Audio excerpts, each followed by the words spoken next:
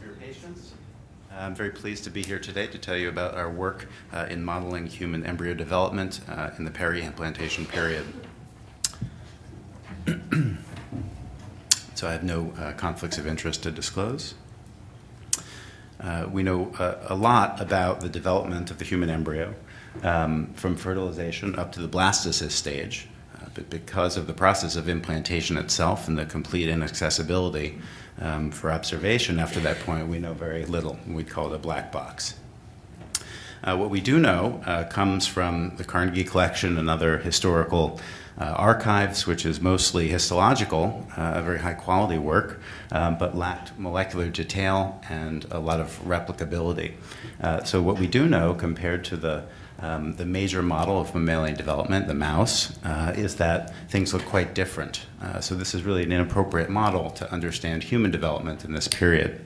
Among other things, the human embryo fully implants into the endometrium, and it forms a disc, which then initiates the process of gastrulation. The mouse, however, attaches and kind of hangs off the uterus and forms a cylinder. So the geometry and even the cell types, including, for example, the extraembryonic ectoderm, is not found in the human. So we have different cell types and different geometry to understand that process at the clinical level of implantation or at the basic level of how you make a body plan for humans. We need a new model. Some work in the labs of Hajantinakis and Zernicka Goetz has given some insight into how we can model early mammalian development ex vivo. So in the Hajantinakis lab, we learned important information about the cell fate decisions that happen from totipotent blastomeres, the first 3 cell fate decisions leading to the division into trophectoderm, primitive endoderm, and epiblast in a new ex vivo way. And in the Zernicka Goetz lab, they invented a technique to permit the culture of mouse embryos from the blastocyst stage up to almost gastrulation. So you see the recapitulation of an in vivo-like mouse egg cylinder. We therefore asked if we could take this approach to study early human development. In order to do this, we first surveyed the bioethical landscape. In 2005, the National Academy of Sciences suggested that there was a mandate for actually studies of this type and achieved a bioethical consensus, which has become global, that these should not go past the initiation of the primitive streak, or day 14 days, but 14 days post-fertilization, because that's when it's assumed to be observed from the few archival samples. In 2013, we wrote and had approved an IRB protocol for these studies, followed by consented donation of several hundred blasts. Began experiments in 2015, which worked out very well, resulting in a Nature paper the next year. Coincident also, not entirely coincidental, the International Society for Stem Cell Research reaffirmed the commitment to both limiting experiments at 14 days and also the importance of doing them.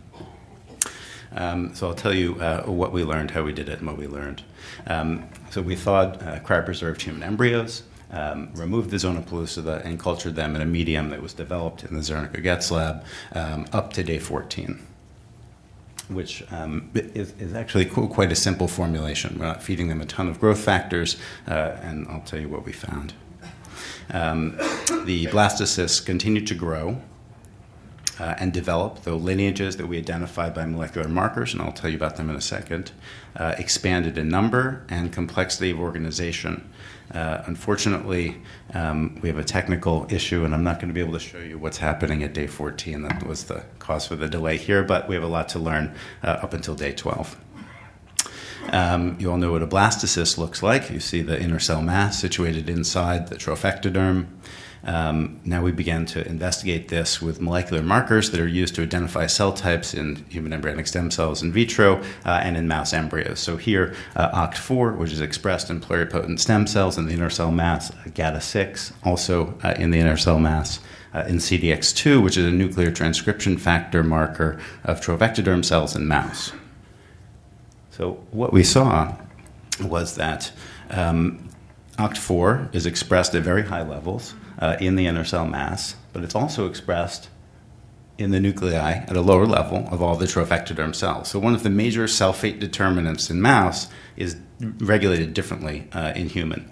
GATA6 is also expressed in the inner cell mast cells as well as the trophectoderm cells, and CDX2 is expressed in perinuclear meshwork, not in the nucleus, which looks more like the blastomeres of a cow. And in fact, we know that the regulation of OCT4 expression in the cow is it's also expressed in the trophectoderm. So this was the first finding that we made to distinguish cell fate determinants in human from the system that we've been using as a principal referent mouse. Without CDX2 as a positive identifier of trophectoderm cells, we searched for other markers, and GATA3, which is also expressed in mouse cells, is a completely specific marker for trophectoderm cells. It's not in the inner cell mass. And we can see that the inner cell mass here, so mouse late blastocyst embryo, the presumptive epiblast cells expressing OCT4 will have completely sorted away from the primitive endoderm cells. That's not the case in the human. They're still mixed in a salt and pepper fashion as they are in very early blastocyst mouse embryos. So there's a developmental delay that's species specific. We can identify markers that indicate that the cell fate decision has already been made, but the cells simply haven't sorted. So here, if we stain for NANOG and SOX17, we see they're completely exclusive. And in other series of stainings, we show that NANOG overlaps with OCT4 and SOX17 with cells that express more GATA6.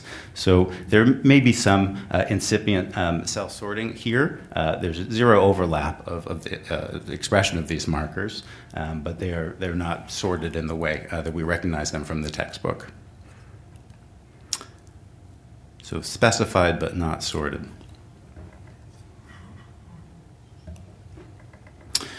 So the summary of this work up to this stage is that the molecular determinants, as we know them, of trophectodermal identity are regulated quite differently in human, and the assumption is that decision is being made in a different way at a transcriptional level. However, the determinants of the inner cell mass derivatives, the epiblast, and the primitive endoderm seem to be governed by the same core sets of factors in exactly the same fashion. We then looked what happened the next day in culture, and we observed that just as in vivo, this is a Carnegie section, our embryos always implanted on the side of the trophectoderm, or rather attached to the plastic on the polar trophectoderm, as they do, we believe, in vivo. And this is a picture of one implanting or attaching and the trophectoderm collapsing around it. And this is what they look like at day 8. So now again, we're standing for OCT4, showing the presumptive epiblast cells. You'll notice that they've compacted in the middle, and they've completely sorted, segregated from the GATA6 presumptive primitive endoderm cells.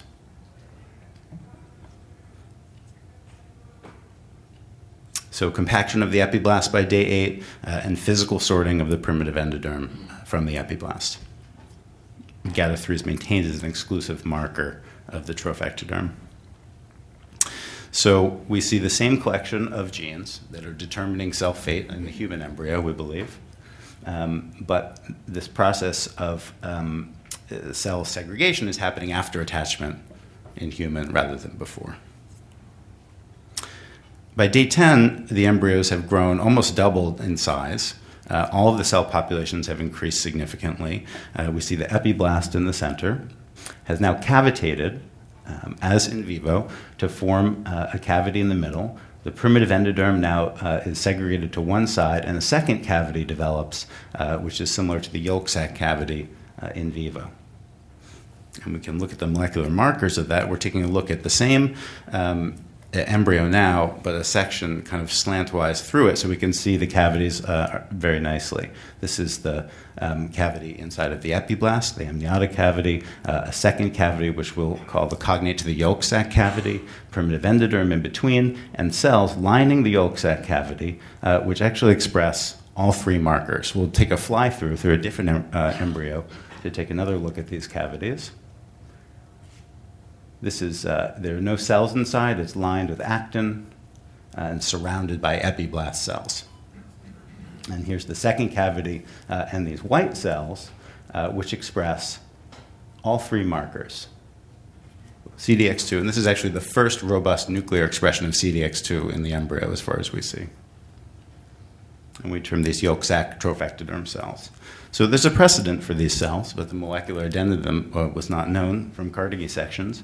They're depicted in Langman's embryology as migrating from the primitive endoderm, which by reference to mouse, they would be, but we really don't know that this is by reference to mouse, or rather it shouldn't be by reference to mouse. So they're depicted as migrating from the primitive endoderm to surround the cavity. So in terms of cell types and cavities and organization, we have a Carnegie stage 5C embryo developing intact, large in vitro. And in terms of the resolution of the question of where they come from, the molecular markers actually don't help us here either, because they express core molecular markers. They also express GATA3. They express markers from each lineage, so we can't say that they come from one or the other. This will have to be resolved by time lapse or other means. At day 10, we can also observe the expression of a cell surface marker that's completely restricted to the epiblast. So this is nuclear staining for GATA3 trophectoderm, but cell surface staining only in the epiblast of CD24. The significance of this is that this collection of markers that I've showed you, when we fix that, this selection of markers is what human embryonic stem cells look like in vitro. For all of the genes that I've described.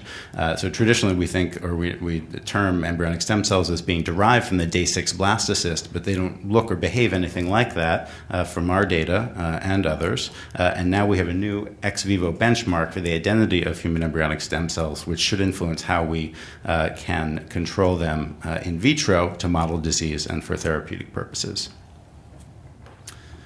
If we can just catch up to that point, I'll tell you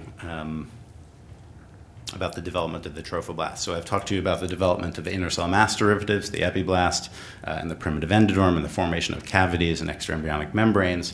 Now I'll show you that the trophectoderm goes through a series of developmental stages of maturation and lineage separation. Maybe I'll start telling you about it in advance of the movies. What we see in the day 6, 7 blastocyst are trophectoderm cells that express GATA3. By day 8, however, they upregulate uniformly cytokeratin 7. So that's a marker of lineage progression from day 6 to 8. And from day 8 to 10, they then diverge into cytotrophoblast cells, which express only cytokeratin 7, and syncytia trophoblast cells, which express HCG beta. So by day 10, when one could detect a chemical pregnancy in vivo, we actually have robust expression from pockets of cells of HCG that we can visualize. We further go on to show, hopefully, maybe we can just advance directly to 3 more slides. Those cells at a cytological level expressing HCG beta are also multinucleated. You can see that very clearly when we stain for cell membranes. There are multiple nuclei expressing GATA3, expressing HCG beta, and they're beginning to form lacunae. So they're preparing for maternal blood vessel invasion, even completely in vitro. I do hope to be able to show this to you momentarily. So they start to look like pretty much all the defining characters of a Carnegie stage 5C embryo. So what do we do with this information? So one thing, well, I'll summarize what we've shown. Our principal finding was that the embryo is capable of autonomous development in terms of major cell fate decisions and organization up until day 12. This includes cell types, cavities, and juxtapositions. So this was a big surprise to us. We show that the transcription factors by which we identify cell types in the mouse are deployed quite differently. This has implications for how we understand human development. I'm not sure, are we able to advance? Okay, thank you. Oh, great. There we go. Okay, CK7 is on at day 8, as I mentioned. It's excluded from the epiblast. There's no HCG beta expression to speak of at this point. I take off the CK7, you'll see that. So this is what background HCG staining looks like. and this is what legitimate HCG beta expression at day 10 looks like, or rather high-level protein expression. So we have the division of the lineage into syncytial trophoblast and cytotrophoblast. By day 12, those pockets of HCG expression are larger. There's more cells in them, cells with more nuclei, and the expression level is higher. This is the cytology I'm telling you about. So all of these DAPI-positive nuclei are contained within this ring of continuous cell membrane. They're all expressing GATA3, so we have multinucleated cells that are also forming lacunae autonomously, which is Carnegie stage 5C. So I've already summarized our findings, a new benchmark for the origin of embryonic stem cells, and I think this opens up a lot of doors for research in reproductive and maternal fetal medicine. I won't tell you about that, except to say we now have a way, and mention that only about 20% of our embryos develop in this way. However, any embryo that has a normal epiblast population does develop this way. So about 20% of the embryos have normal-looking ICMs at day 7, and they're all able to progress. So this gives us a way to evaluate embryo quality retrospectively and hopefully find new markers for embryo quality that are non-invasive at the blastocyst stage. We believe with the significant development, functional development of the trophectoderm, we have a way to model placental disorders, a maternal-fetal interface, and immune issues, as well as a new way to study comparative embryology with other mammals in an accessible system for the first time. Things that are closer to the heart of the lab's traditional interests include constructing a more developmentally based roadmap for stem cell fate. So all our understanding previously of what stem cells are doing in the early embryo came from in vitro work with human embryonic stem cells. Now we have a collection of genetic and functional reference to reinterpret a bunch of controversies, and I'll show you one of those. And we also have, unfortunately, that slide won't play, but we believe this will be an interesting way to understand the anticipation of gastrulation, and that we can see gastrulation-like movements incipient at day 14, which, again, is exactly on time compared to Carnegie stages. So one of the things we can do is revisit some controversies in the field of embryonic stem cell biology. I think we had a change in the schedule today, so you maybe haven't heard the talk about how we can take undifferentiated human embryonic stem cells and differentiate them. If you stick around, you'll hear that talk later from Ali Brivenlow, and differentiate them into representatives of all 3 germ layers, including potentially extra embryonic tissue. Now, there has been a controversy in the field for about 5 or 10 years about how you can get trophectoderm-like cells from epiblast embryonic stem cells. How can they go backwards and forwards at the same time? But we haven't had the molecular identity of genuine human trophectoderm cells to compare this to. So we believe we can revisit a lot of these controversies, as well as human embryonic stem cells represent, we believe, something more like an epiblast, and mouse, the major model for both in vivo and in vitro work, represent probably a more inner cell mass, naive-like state. So there's been a ton of work around the world attempting to derive what we call naive pluripotent stem cells. And there's been a lot of conflicting reports and confusion.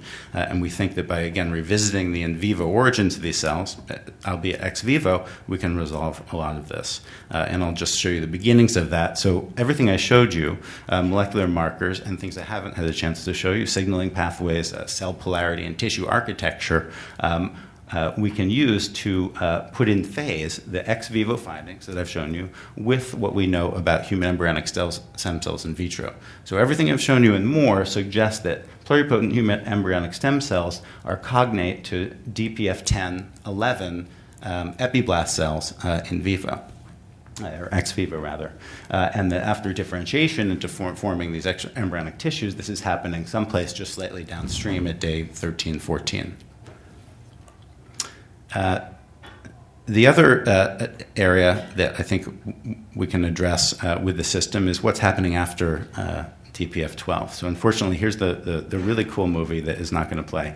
But after day 12, what happens next in vivo is gastrulation. So we actually completed a series of experiments. It is playing. Wow. Good. Excellent. Okay. So now we're looking at a DPF-14 embryo. The embryo is, again, increased greatly in numbers. Sorry about this stuff. But you'll see it's formed a horseshoe shape. There's a tremendously increased number of OCT4 positive pluripotent cells. In fact, at every point previous to this in culture, 100% of OCT4 cells were contained within the center 200 microns of these embryos. However, by day 14, in 2 days, they've gone to being 90% of them contained at the perimeter. So this is evidence of large scale, and this is actually one of our best studied time points. So this is a very reproducible phenomenon. Now, I'm not going to tell you that this is gastrulation, but if we could just stop the movie and maybe look at, oops, can we go back to the end of that slide? Well, it looks a lot like some key features of gastrulation. And we think there's a lot of fertile territory to make new discoveries there. I'd like to thank the people involved in this project, principally, first and foremost, the embryo donors and IVF clinic that we worked with. My co-author on this paper, Alessia Deglancerti, Ali Brivanlou, my mentor, and Eric Sigia, a close advisor and author on the paper. We had advice and training from Magdalena and Kat Hajantanakis. We have excellent technical support in the Brivanlou lab. The regulatory, ethical, and bioethical structure for this work was very important. We had a lot of help from the excellent staff at Rockefeller, and this is not NIH fundable work, so we relied on visionary foundations and sources, including the Star Foundation and Rockefeller private funds. Thank you very much for your time.